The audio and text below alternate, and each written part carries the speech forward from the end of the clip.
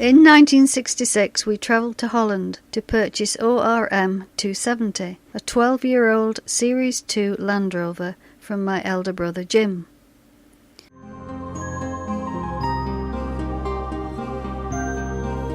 The era was very much different from today. Britain was then an industrial nation, making a large share of the world's vehicles, including buses and trucks.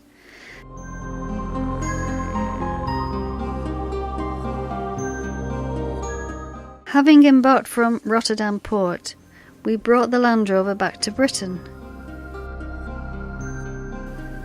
Turboprop airliners were the commonest planes in the skies. Business travel formed the majority of air flights. The package tour to summer climes was in its infancy. Air travel was a relatively expensive form of getting around. Jet airliners such as the BAC 111 and the larger VC-10 were made in Britain. By the mid-70s, these planes were taking us on our holidays.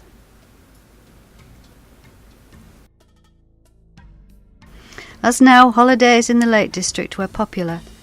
The Land Rover had been around for a decade and a half. The basic shape was very much the same as today, but today's Land Rover is bigger, more powerful, and has sophisticated engineering. Sadly, the Defender, a direct descendant of our Series 2 Land Rover, is no longer manufactured.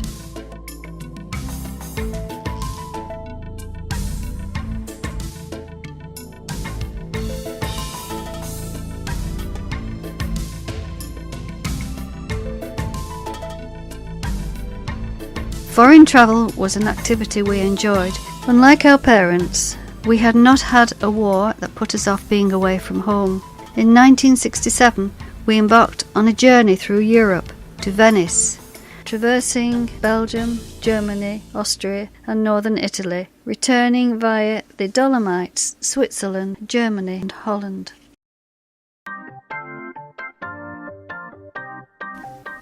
Three of my cousins, Janet, Margaret and Pat, were very brave joining us for the journey.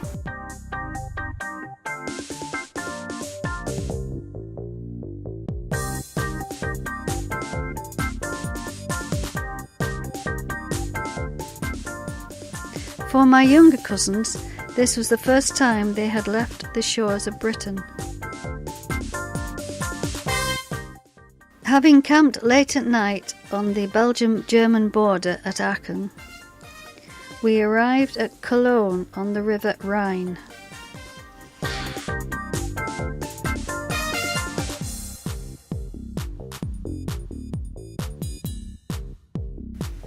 Travelling on to the south of Germany, the Land Rover was running well. That evening we camped in northern Austria at Reuter. Caravans were a rare sight.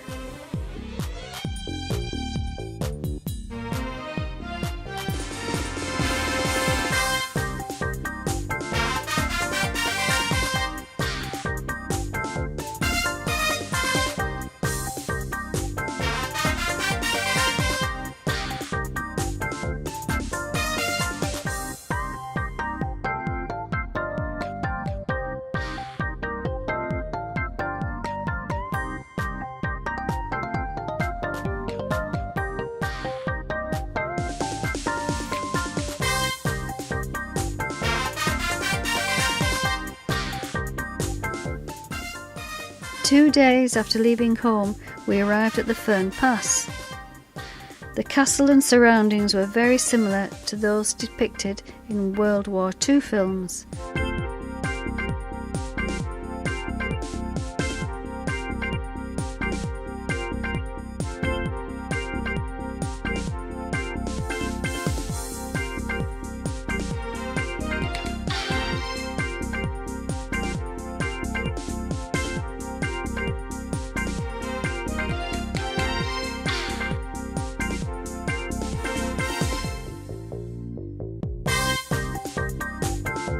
The scenery impressed us all.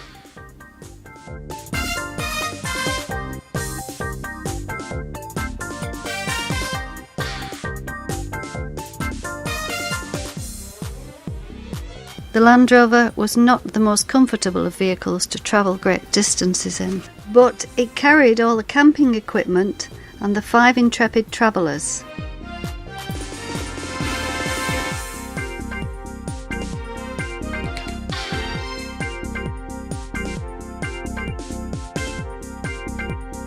At Fundstuben, a skiing village in the winter, Fundstuben had 2 parts separated by a river. Walking over the bridge that joins the 2 parts of the village. The weather was decidedly cool.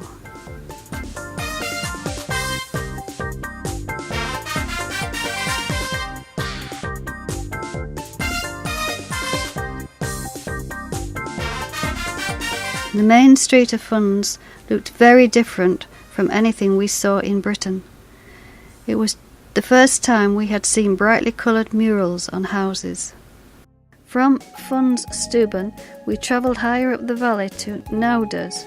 Here we turned right to climb high into the mountains to Samrau, an area without Austrian taxes and duties such as fuel duty. Samrau was situated at over 6,000 feet.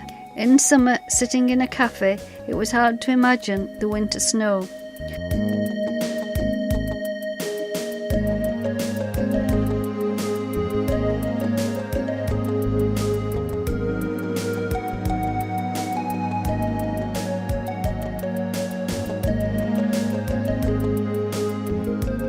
Walking in the mountains, just on the outskirts of Samnau, it was very warm. We even sunbathed.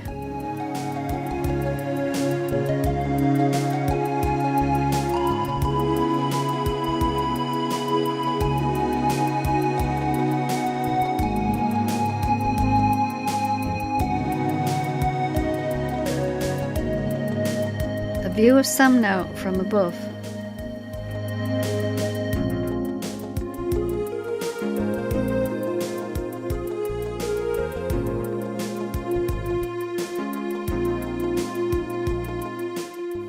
In winter, Samnau is a ski resort.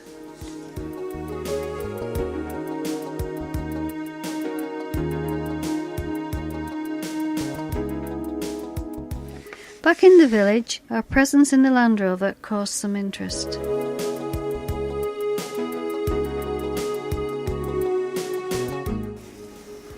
The journey back down the steep road with large drops by the side of the road was, to say the least, hair-raising, but the Land Rover coped well with the dirt road.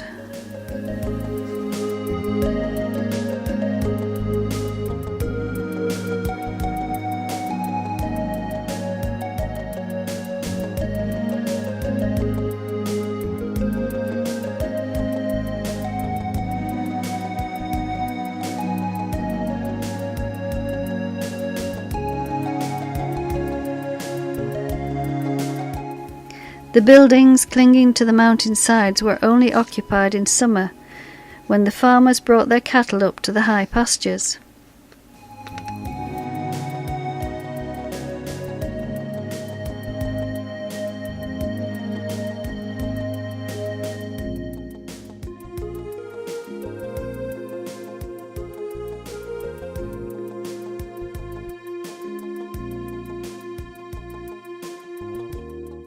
Later that day we returned to our campsite at Imst, the lower part of the main valley. And next morning the weather remained hot, such that sunbathing by the camp swimming pool proved to be a popular way to rest after all the travels of previous days.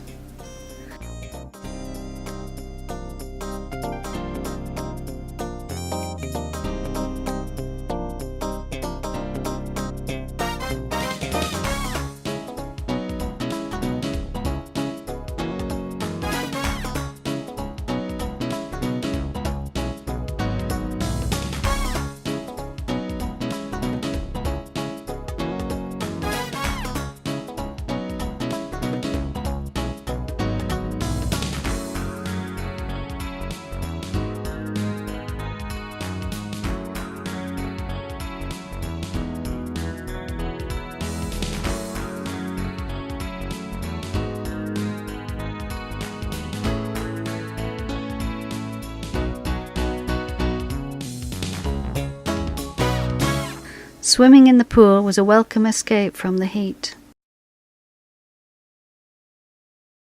Early next morning we travelled to Innsbruck. Looking at the Helbling house built in the 15th century, the icing light decoration added in the 18th century was certainly different to houses at home.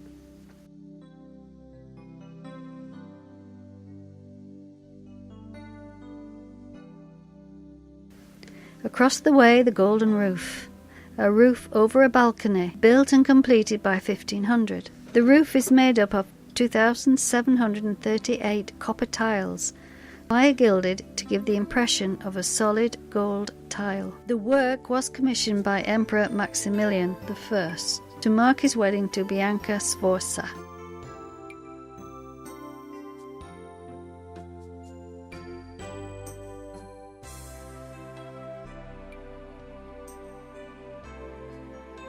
The substantial stone building is Innsbruck's cathedral, the Dom zu St. Jakob, the Cathedral of St. James.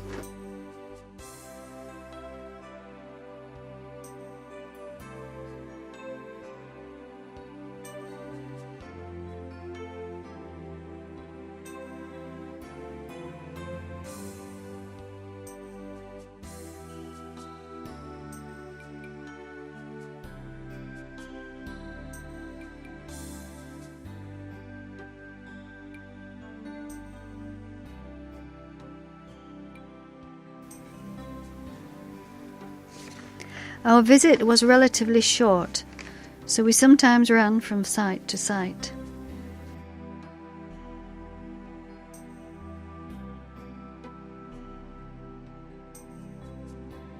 Next day we packed and moved south towards the border with Italy.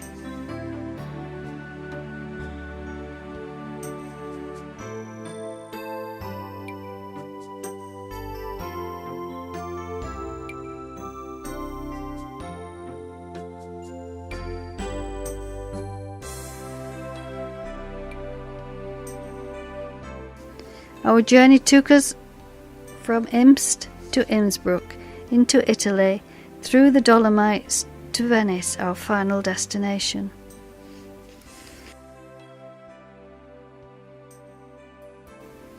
The road we were on was a motorway through the mountains. We stopped in a rest area, giving the Land Rover and occupants a well-earned rest. The Land Rover was still performing well.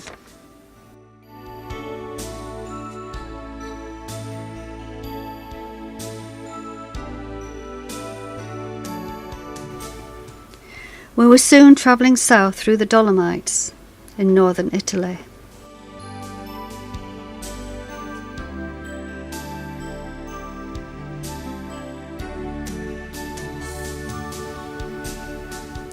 We arrived at our ultimate destination in the dark, during a rainstorm. We erected the tents and managed to sleep. Next morning, the large pools of water had dried up. We camped just outside Venice and travelled in daily, walking through the streets amongst crowds past market stalls on our way to St. Mark's Square. Venice is situated on 117 islands in a lagoon by the mouth of the River Po. There are no roads, just the canals. The buildings have been erected on alder tree poles hammered in through sand into the clay. On top of the poles are limestone plates onto which the foundation of the stone and brick buildings stand. Venice of the 1960s is very much as it is now. The canals and buildings are beautiful. St. Mark's Square, which is a social, religious and political centre of Venice, is the biggest square. The orchestra plays outside the cafe. At the east of the square is St. Mark's Campanile, or bell tower.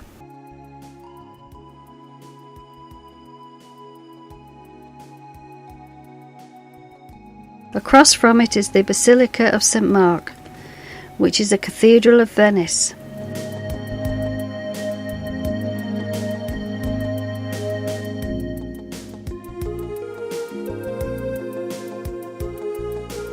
By the basilica is the Doge's Palace.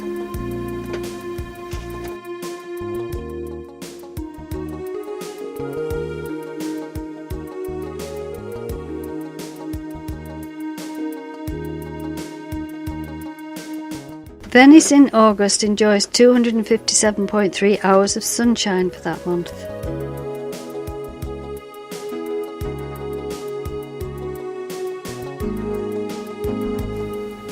A visit to Venice is not complete without a ride in a gondola. From St Mark's Square, on the choppy waters of the lagoon, and then along canals under bridges.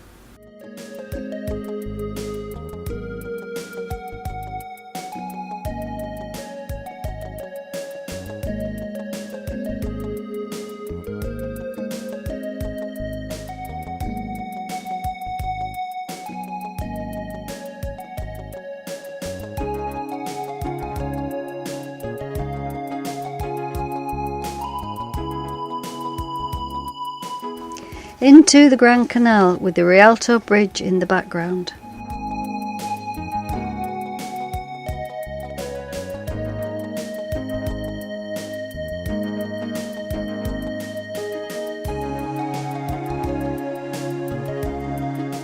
As there are no roads or cars, the fire station houses firefighting boats.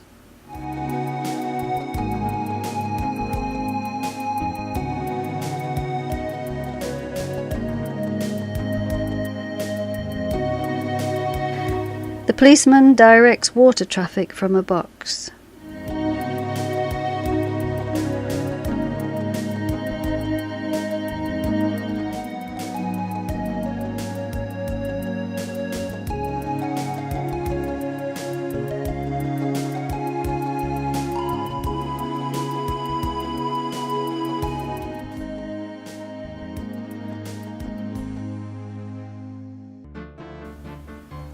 Next day, I returned to Venice for a final shop. The Rialto Bridge even has shops on it.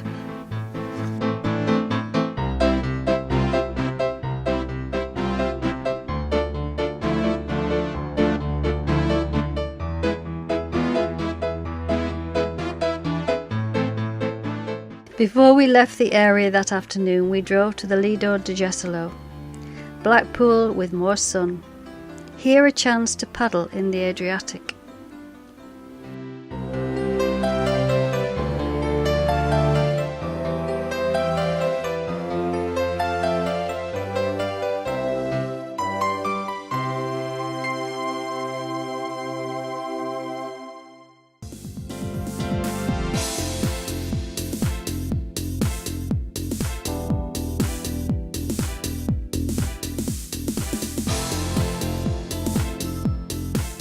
Our journey north started early next morning. We again travelled through the Dolomites, but this time more to the west, arriving at Lake Garda, where we camped.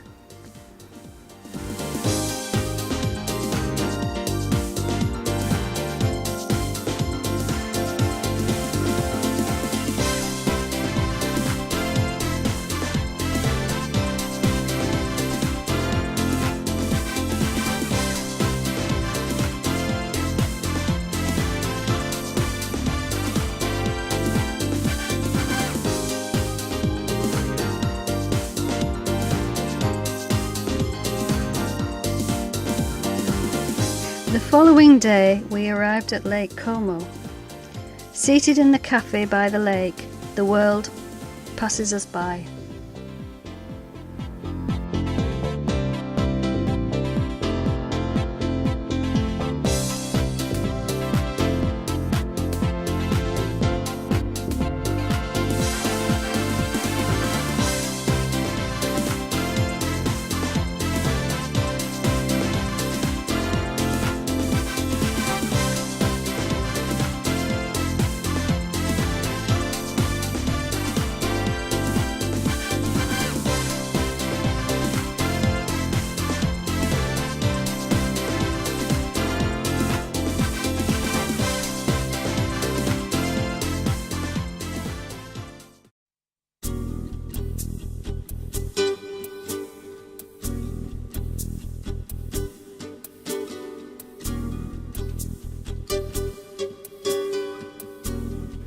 The journey continued through Switzerland. The Land Rover took us over the St Gothard Pass, one of the many high alpine passes.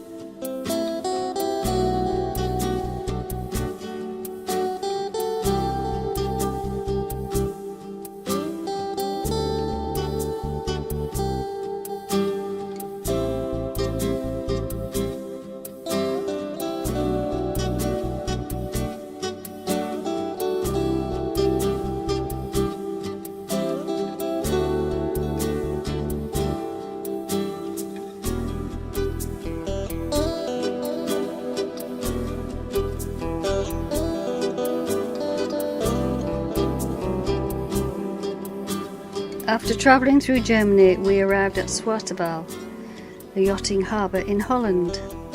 My brother and his wife lived here.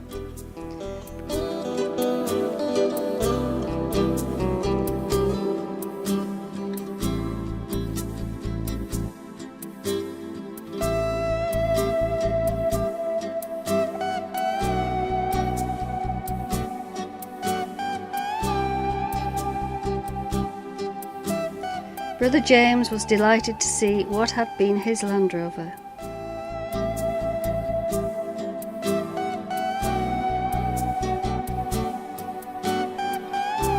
The journey continued via the Channel Ferry and on over the Severn Bridge to South Wales, where two of my cousins lived.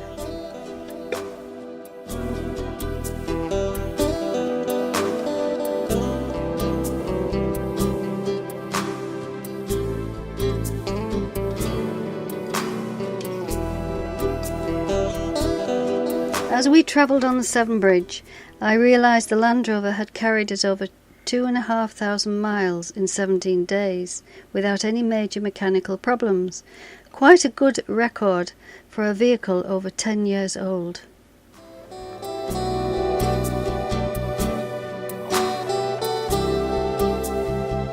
Over the next 50 years, my husband and I owned 4 Land Rovers, 7 Range Rovers and 2 Discoveries. But the first Land Rover had a special place in our affection.